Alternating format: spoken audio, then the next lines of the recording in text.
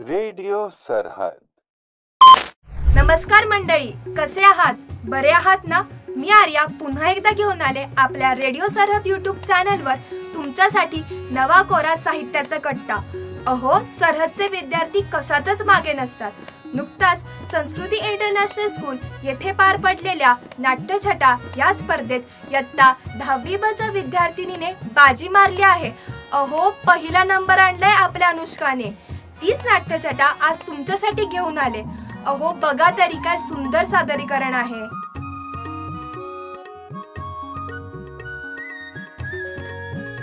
नमस्कार जी, ओळखलत का मले?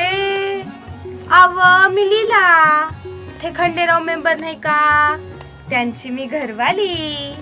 हा, आत्ता कसा, आत्ताच की नाही आमच्या गावचा इलेक्शन झाला बाई. तर त्या दिवशी मी घरात पोळ्या करत होते, तर आमचं मेंबर आलं आणि मला म्हणते का लीला तू आता उभी राह. मला बिन काही समजलं नाही. मी म्हणलं आता बसले माणसाला कायले तरी उठवते. मग मी बिन म्हणलं आव मी आता पोळ्या करू की उभी राहाव, तुमचं बिन काही समजत नाही. तर मला म्हणते का आव मी तुला इलेक्शन मध्ये उभी राहा म्हणतो, सरपंचासाठी बाईची सीट राखीव हाय. आव तू सरपंच होशील. तर बाई राहिली उभी मी, आनंद निवडून बिन आली. तर नाही का त्या गावाल्यानं मी 80 वरात काढली होती. ते मिरवणूक नाही का, ते मला तर पुरी रंगवूनच टाकली होती गुलालानं. आणि आमचा मेंबर तर लय जोसात होता बाई, जसं का तोच सरपंच झाला. नाहीतरी बाई कोणत्या पदावर आली का त्यांची नवऱ्याला वाटतेच का आपणच पदावर होत, तेच पुढे पुढे करते. काय बाई मी मायपुढे तो वाजा आणि समधी लोक नाचत होती, सगळे झिंगत होती. मग मी म्हणलं आता तुम्ही समदे चांगले झिंगा, मग नंतर दाखवतो एकेकाला मायंगा. आता त्या दिवशीचीच गोष्ट घ्या. तो चपरासी माझ्या घरला आला आणि म्हणतो का गरम पंचायतीत बीडीओ साहेब आलत, तर सरपंचाले बोलवते. तर बाई उठले आणि लागले की रस्त्यानं. मी म्हणलं आव थांबा, ते सरपंचाले बोलवते, तुम्ही का सरपंच हा? तर मला म्हणते का तू का बोलशील त्या माणसा संग, तुले काय समजते? मले का समजते यो ऐकून तर माझ्या पारच घुमला बाई. मी म्हणलं आव त्या सावित्रीनं आमच्यासाठी शिक्षणाचं कवाड खोललं, म्हणून आम्ही शिकलो आणि संविधानानं बी आम्हाला सरपंच होण्याचा अधिकार दिला. मग तो अधिकार आम्ही गाजवू की नाही? निघाले मग मी बिन गरम पंचायतीच्या रस्त्यानं. तर बाई त्या गल्लीतल्या टपरीवर चांगले जानजवान पोट्टे घेतली देस या निस्ते जिंकत होते. त्यांच्यातलं एक बंदर तर मला आडवा झाला बाई आणि मला पाहून म्हणतो का अरे बाबा नसीब आपलं उतान झोपलं, अरे बाबा नसीब आपलं उतान झोपलं, जीवाची फजिती ऐका, आहो जीवाची फजिती ऐका. आता मर्दाले किंमत हाय का, ह्या सरपंच झाल्यात बायका. आता मर्दाले किंमत हाय का, ह्या सरपंच झाल्यात बायका. बाई तवा मला त्या सावित्रीचीच आठवण आली.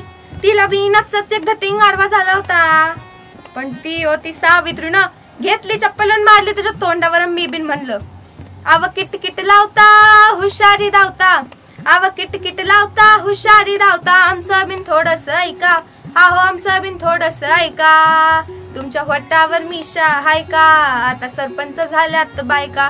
तुमच्या वट्टावर मिशा हाय का, आता सरपंच झाल्यात बायका. आव सकाळी उठता दोस्ताले भेटतान देसीचे क्वार्टर लावता, सकाळी उठता दोस्ताले भेटतान देसीचे क्वार्टर लावता. गालीनं फिरता नालीनं लोतानं फुकटच्या बढाया मारता. तुमची गावात इज्जत हाय का, आता सरपंच झाल्यात बायका. तुमची गावात इज्जत हाय का, आता सरपंच झाल्यात बायका. बाई तवा कुठं ते माकड लागले त्याच्या रस्त्यानं. बरं आता अजून एक किस्सा सांगते. माझ्या गावच्या लोकांचं आडणपण तरी किती म्हणावं. माझ्या शेजारणीच्या पोराले आला बाई ताप, तर ते का म्हणते का त्याच्या लेकराले कुणीतरी ठोका केला. तर गेले मी तिला भेटाले, तर त्यो ध्यान पाहून मी दचकूनच गेले. तिथे की नाही एक देवी आली होती. काय तो धुवा, काय तो अंगारा आणि काय ती गाणी. ती देवी म्हणते का काय झालं या लेकराले,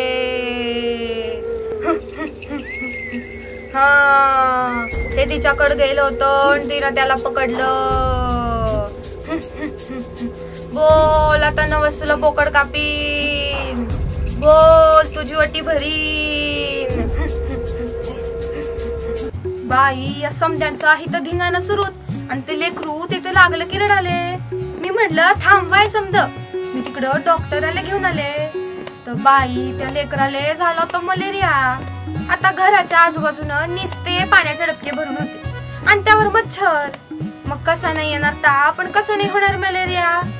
तर मग मी का म्हणते आपल्याला आपलं गाव स्वच्छ ठेवायला लागन, म्हणजेच कोणती बिमारी म्हणता रोगराई येणार नाही. आणि बरं का बाई सरपंच झाल्या म्हणून वाईट वाटण घेऊ नका, कारण जी घर नीट सांभाळू शकते ती गाव बी नीट सांभाळच की काय. ऐकाल ना या सरपंचाची ही गोष्ट, ऐकाच लागन. काऊन का मी होईन सरपंच ने, कारण मी हाय त्या सावित्रीची लेक, त्या सावित्रीची लेक.